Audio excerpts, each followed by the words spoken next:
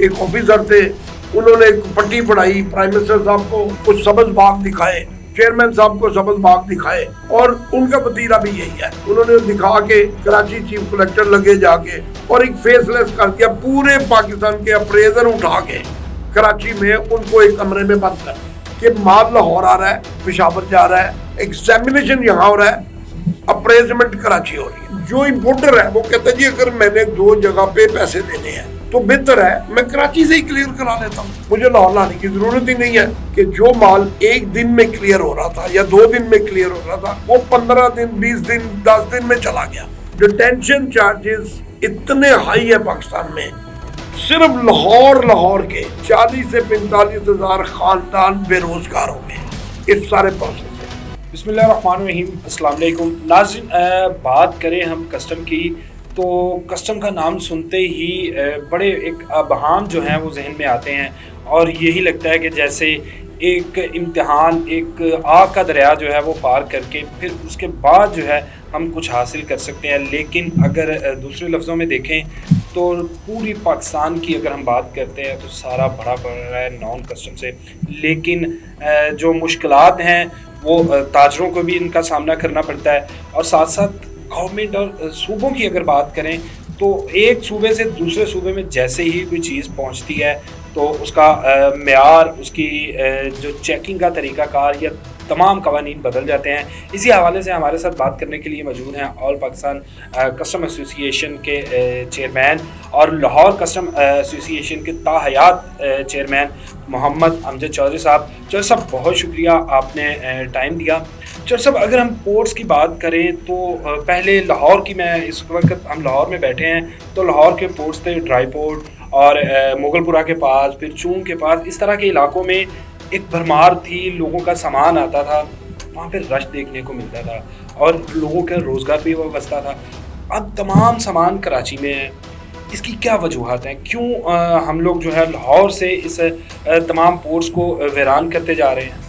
बिस्मिल्लाहिर्रहमानिर्रहीम, बहुत मेहरबानी जी, आपने मुझे टाइम दिया। बात यह है, जो आपका क्वेश्चन है बड़ा वैलिड क्वेश्चन है। इस वक्त लाहौर ड्राई पोर्ट पे लाहौर में 5 पोर्ट्स हैं, एक रेलवे की है, एक एनएलसी की है, 2 एनएलसी की हैं, 2 प्रेम नगर है, इस तरह करके 5 पोर्ट्स हैं।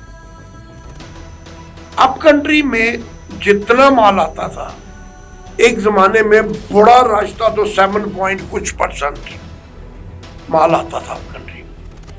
उसके बाद एक सेस लग गया, पंजाब गवर्नमेंट ने लगा दिया, ड्यूल टैक्स कर दिया, कराची वाले भी ले रहे हैं, सिंध वाले भी ले रहे हैं और पंजाब वाले भी ले रहे हैं, और इंडस्ट्री ने माल वहाँ क्लियर कराना शुरू कर दिया। जो इंडस्ट्री यहाँ थी रहती खुदी कसर एफपीआर ने निकाल दी, फेसलेस का एक नाम दिया। एक ऑफिसर थे, उन्होंने एक पट्टी पढ़ाई, प्राइम मिनिस्टर साहब को कुछ सब्ज बाग दिखाए, चेयरमैन साहब को सब्ज बाग दिखाए, और उनका वतीरा भी यही है। उन्होंने दिखा के कराची चीफ कलेक्टर लगे जाके और एक फेसलेस कर दिया, पूरे पाकिस्तान के अप्रेजर उठा के कराची में उनको एक कमरे में बंद कर दिया। अब कमरे में बंद कर दिया कि जी ये इनका किसी के साथ अट्रैक्शन नहीं होगा तो लिहाजा काम ईमानदारी से होगा। हुआ उसका ये कि माल लाहौर आ रहा है, पेशावर जा रहा है, एग्जामिनेशन यहाँ हो रहा है, अप्रेजमेंट कराची हो रही है। अच्छा, जो इम्पोर्टर है वो कहता है जी अगर मैंने 2 जगह पे पैसे देने हैं तो बेहतर है मैं कराची से ही क्लियर करा लेता हूँ, मुझे लाहौर लाने की जरूरत ही नहीं है। अच्छा, अब हो ये रहा है कि उस फेसलेस का इफ्तिताह किया था प्राइम मिनिस्टर ऑफ पाकिस्तान ने, मियां शहबाज शरीफ साहब ने। उन्हें जो बटन दबा के कंप्यूटर का जिस जीडी को क्लियर किया था उस जीडी के भी पैसे लिए गए हैं। ये बिल्कुल नहीं है कि किसी जीडी के पैसे नहीं लिए जा रहे, हर इंपोर्ट के पैसे लिए जा रहे। अब हुआ ये, उसका नुकसान क्या हुआ कि जो माल एक दिन में क्लियर हो रहा था या 2 दिन में क्लियर हो रहा था वो 15 दिन, 20 दिन, 10 दिन में चला गया। डिटेंशन चार्जेस इतने हाई है पाकिस्तान में कि पूरी दुनिया में कंटेनर का डिटेंशन चार्जेस 5 से लेके $15 तक है। हमारे यहाँ शुरू $120 से होता है और $180 तक जाता है। हुकूमत कहती है हमने महंगाई कम करनी है। भाई महंगाई कहां से कम करेंगे आप? अगर आप एक चीज की बेसिक कॉस्ट ही बढ़ा देंगे तो महंगाई कहां से कम होगी? और इस सारे प्रोसेस में अब कंट्री का सारा माल कराची चला गया क्लियर होने के लिए। और इसका सबसे बड़ा जो नुकसान जो हुकूमत को समझ नहीं आ रहा, लॉ ये है कि जो फ्रेट की मद में शिपिंग लाइन फ्रेट लेगी पाकिस्तान में, वो पाकिस्तान से बाहर भेज सकते हैं, लेकिन जो डिटेंशन की मद में लेंगे वो बाहर नहीं भेज सकते। अरबों डॉलर इस वक्त पाकिस्तान से बाहर जा रहे हैं, शिपिंग लाइन भेज रही है। और इस वक्त मेरी नजर में होंडी का कारोबार सारा शिपिंग लाइन के थ्रू हो रहा है, जो कि हमारी हुकूमत को समझ नहीं आ रही। इससे सिर्फ लाहौर के 40 से 45 हजार खानदान बेरोजगार हो गए हैं इस सारे प्रोसेस से। पंजाब की लाहौर की जितनी इंडस्ट्री है, होंडा ले ले, हायर ले ले, ओरिएंट ले ले, जितनी मर्जी अब जिस इंडस्ट्री का नाम ले, वो सारी इंडस्ट्री कराची शिफ्ट हो गई। लाहौर में आप ड्राई पोर्टों पे जाके देखें, उल्लू बोल रहे हैं। तो जब उल्लू बोलेंगे तो फिर बेरोजगारी तो होगी। जो सब पंजाब को पाकिस्तान का तमाम सूबों का बड़ा भाई कहा जाता है कि पंजाब जो है वो बाकी बड़े भाई का किरदार अदा करता है। फिर पंजाब के साथ इस तरह का सलूक क्यों? ताजर जो पंजाब का है उसने भी रुख किया कराची का कि डबल जगह पर पेमेंट ना करनी पड़े, वहीं पर क्लियर हो कराची में।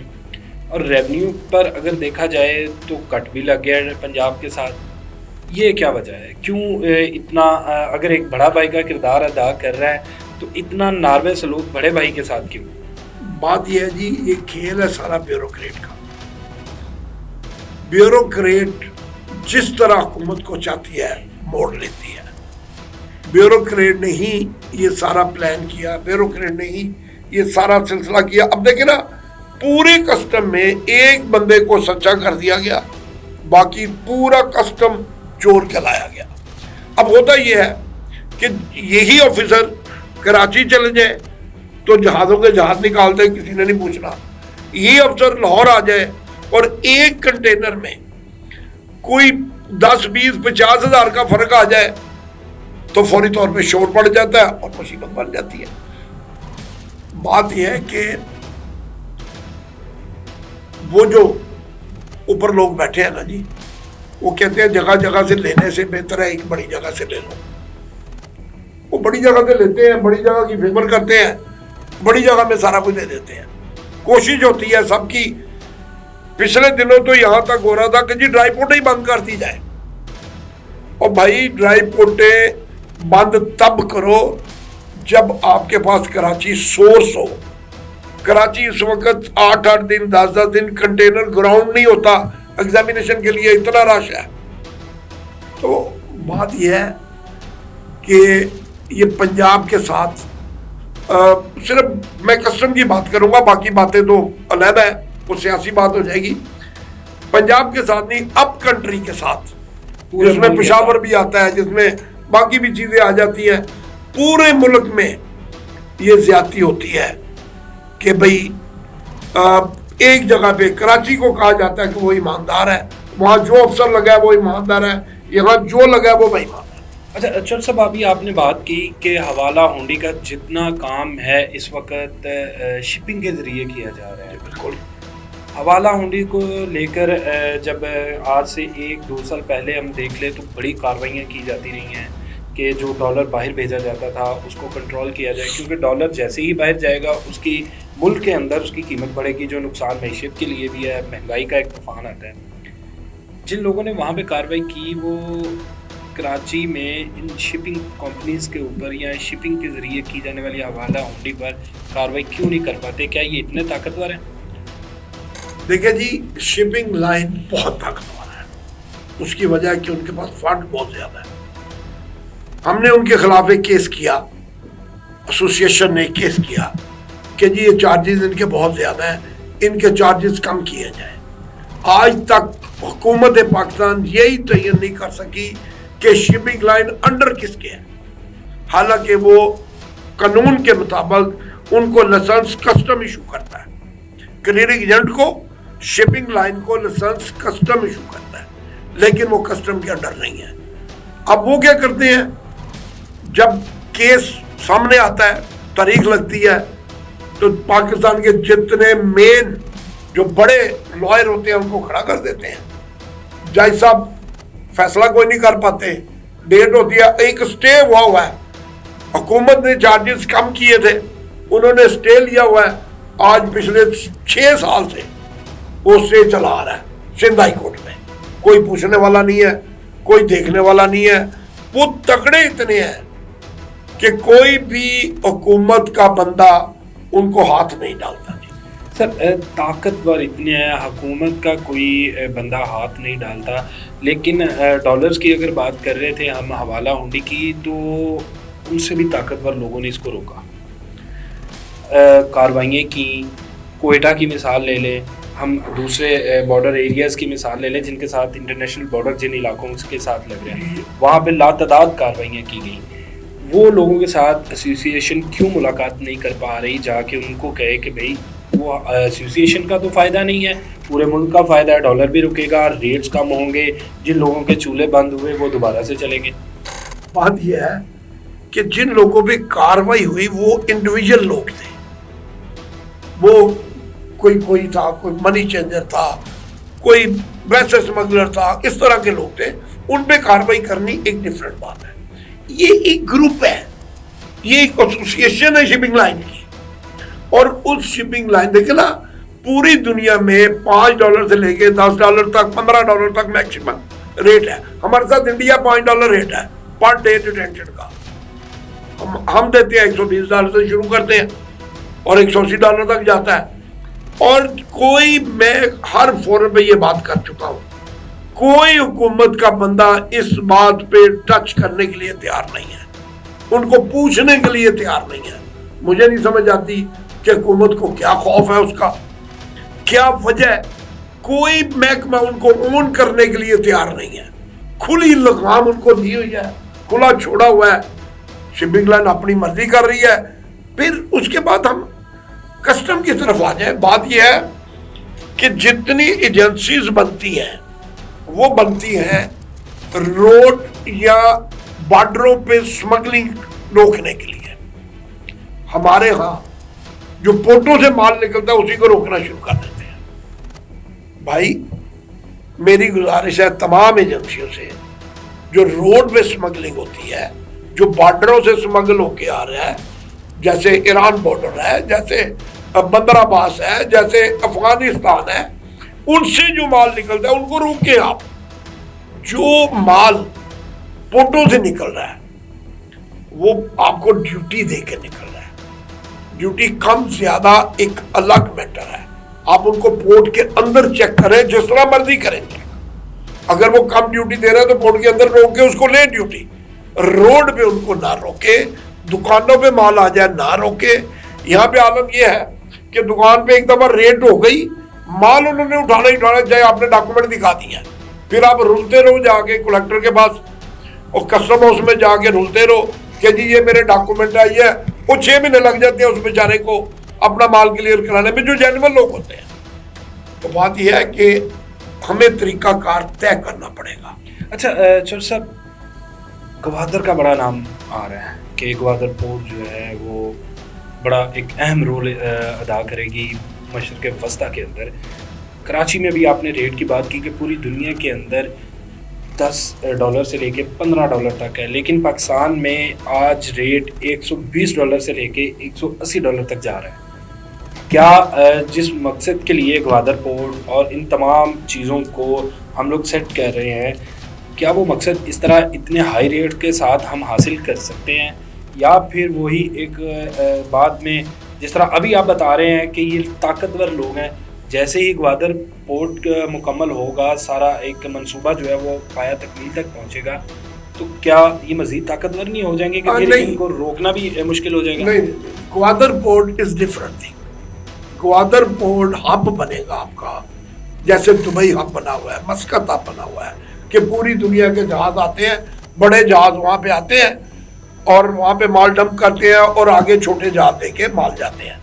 ग्वादर पोर्ट इस तरह का हब बनेगा, वो पूरी दुनिया से माल आएगा, वहां रुकेगा, वहां से आगे जहाजों में चेंज होके किसी छोटे मुल्क से आएगा, किसी बड़े मुल्क से आएगा, वो इस तरह करके वो माल आगे जाएगा।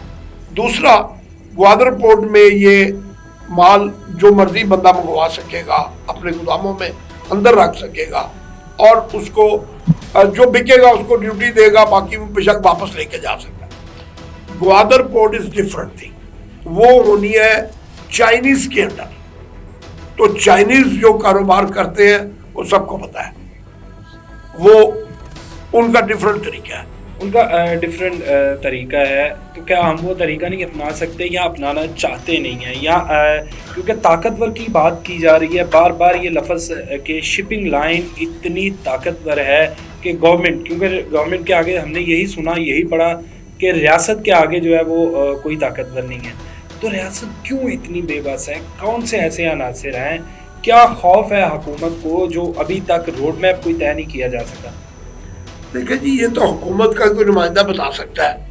मैंने 12 दफ़ा ये क्वेश्चन मुख्तलिफ फोरम पे किया है कि जी हमें बताएं ये शिपिंग लाइन किन के अंडर है, कोई नहीं बताता।